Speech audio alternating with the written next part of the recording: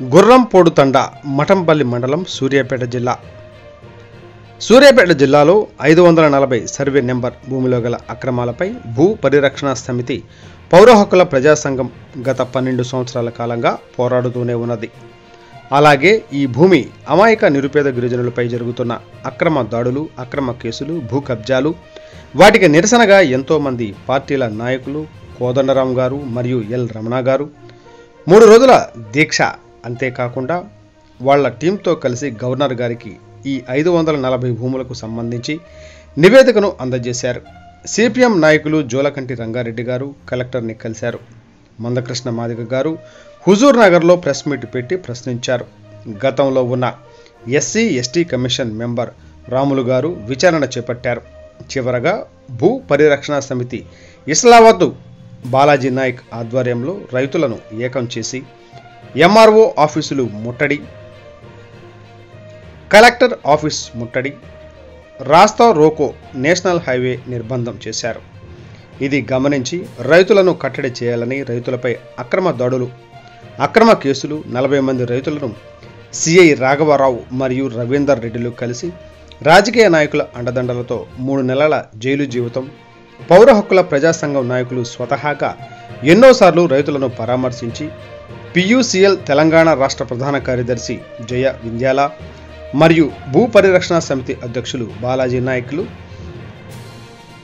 540 భూములను పరిశీలించడానికి వెళుతున్న క్రమంలో మార్గ మధ్యలోనే అడ్డుకొని అరెస్టు చేసిన సందర్భంగా చివరిగా భూ పరిరక్షణ సమితి పోరాట ఫలితం ఫిబ్రవరి 7, 2020 నాడు అప్పటి బీజేపీ రాష్ట్ర అధ్యక్షులు ప్రస్తుత కేంద్ర మంత్రి శ్రీ బండి సంజయ్ నేతృత్వంలో గుర్రంపోడు రైతు భరోసా యాత్ర, బీజేపీ నాయకుల అక్రమ నిర్బంధం, ఈ ఘటనలను మీడియాలో చూపించినందుకు జర్నలిస్టు రఘు 14 రోజులు జైలు జీవితం. ఒకానొక సందర్భంలో అప్పటి ముఖ్యమంత్రి కేసీఆర్ గారు అసెంబ్లీలో మాట్లాడుతూ మఠంపల్లి మండలంలో మొత్తం భూమి 6,200 ఎకరాలకు గాను 12,000 ఎకరాలకు అక్రమ పట్టాలు ఇచ్చారని అన్నారు. భూమి మీద విజిట్ చేయడానికి పోతే మా మీద దాడులు చేసి మమ్మల్ని అరెస్ట్ చేసిన సందర్భం ఆ రోజు. మరి ఆ రోజు ఏదైతే ఎలక్షన్లో దాదాపుగా చాలా మంది కాంగ్రెస్ పార్టీ నాయకులు ఆ రోజు మరి దాడులు చేసే దాడికి నిరసనగా ఆ రోజు చేశారు. కానీ మరి అయితే దాదాపుగా ఎంతో మంది కూడా ఆ రోజు ప్రశ్నించారు. మరి ఈ రోజు కాంగ్రెస్ ప్రభుత్వంలోనే ఉత్తమ్ కుమార్ రెడ్డి గారు మరి స్థానికంగా 6 సార్లు ఎమ్మెల్యే, ప్రస్తుతం గతంలో మంత్రిగా చేశారు, గృహ నిర్మాణ శాఖ మంత్రి, తర్వాత ఇప్పుడు భారీ నీటి పారుదల శాఖ మంత్రులుగా ఉన్నారు.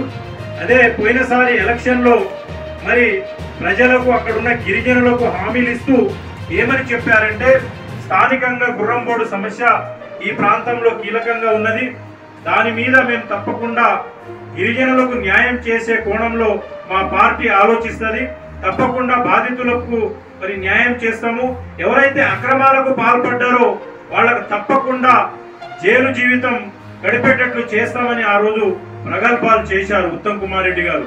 మరి ఈ రోజు మీడియా వేదికగా నేను ప్రశ్నించదలుచుకున్నా, ఏదైతే మీరు హామీలు ఇచ్చారు ఆ రోజు, మరి గతంలో కూడా మేము సిఎస్ సోమేష్ కుమార్ తెలంగాణ సెక్రటరీగా ఉన్నప్పుడు గత ప్రభుత్వం, ఎందుకంటే కేసీఆర్ గారు కూడా అసెంబ్లీలో దీన్ని 6,200 ఎకరాలకు గాను 12,000 ఎకరాలు అక్రమ పట్టాలు చేశారని ఆ రోజు అసెంబ్లీలో కూడా కేసీఆర్ గారు మాట్లాడిన తర్వాత మేము సిఎస్ సోమేష్ కుమార్ గారిని కలిశాము.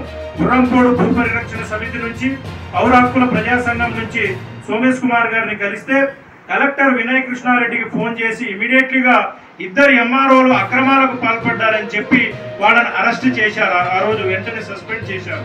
మరి నేను ఈరోజు అడుగుతున్నా, ఎందుకు మరి సస్పెండ్ చేసిన ఎంఆర్ఓల మీద ఎలాంటి క్రిమినల్ యాక్షన్ తీసుకున్నారు? మరి ఆ ఇల్లీగల్ గా గ్రాబింగ్ చేసిన రవీందర్ రెడ్డి, మరి ఆ భూములకు సంబంధించిన భూ కబ్జాదారుల మీద ఎందుకు యాక్షన్ తీసుకోవట్లేదు?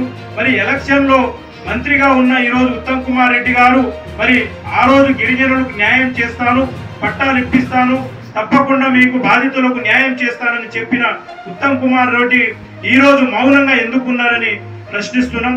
తప్పకుండా, ఎందుకంటే ఆ రోజు Congress party Nagarjuna Sagar dam Congress party హయాంలో మేము భూములు కోల్పోయినాం. ఈ రోజు కాంగ్రెస్ పార్టీ అధికారంలో ఉన్నది. మీరు ఎలక్షన్ టైంలో గిరిజనులకు హామీ ఇచ్చారు. ఎంతో మంది మరి కుల సంఘ నాయకులు కావచ్చు, మేధావులు కావచ్చు, గిరిజన నాయకులు కావచ్చు, గిరిజన సంఘం నాయకులు కావచ్చు, ఆ ప్రాంతాన్ని విజిట్ చేసి స్థానికంగా జరుగుతున్న అన్యాయాల మీద, అక్రమాల మీద ప్రశ్నించారు. ఆ రోజు మరి భారతీయ జనతా పార్టీ నుంచి ఆ రోజు బండి సంజయ్ గారు చలో గుర్రంబోడు భరోసా యాత్ర పెట్టారు. మరి ఎంతో మంది నాయకులు అక్కడికి వస్తున్న మరి భూ పరిరక్షణ సమితి, పౌర హక్కుల ప్రజా సంఘం వాళ్ళందరినీ అక్కడ స్థానికంగా వెల్కమ్ చేయడం జరిగింది.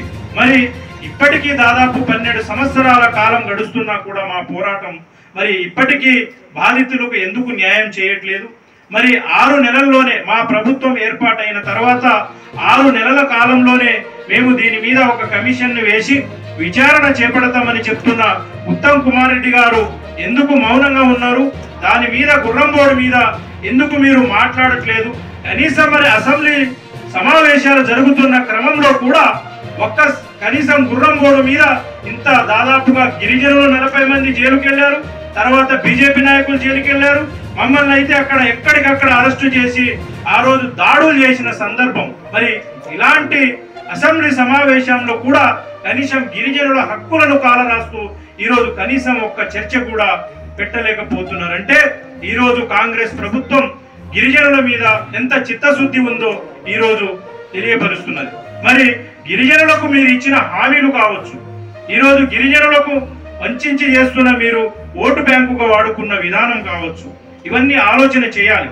మరి తప్పకుండా ఆగస్టు 9న మరి ప్రపంచ ఆదివాసీ దినోత్సవం నాడు మరి బాబు జగజీవన్ రావు మరి విగ్రహం దగ్గర భూ పరిరక్షణ సమితి కావచ్చు, పొలిటికల్ జేఏసీ కావచ్చు,